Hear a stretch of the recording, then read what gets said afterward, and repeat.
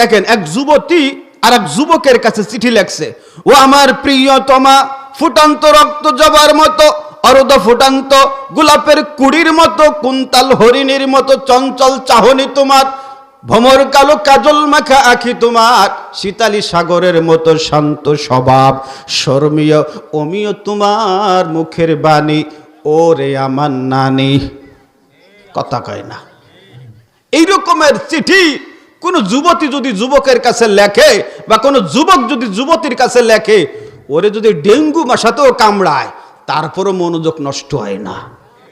কথা বলেন? প্রত্যেকটা লাইন বারবার দেখে, বারবার পড়ে। ওরে আল্লাহ, এটা লেখছে রে, লাইলি লেখছে নাকি? কথা কয় না।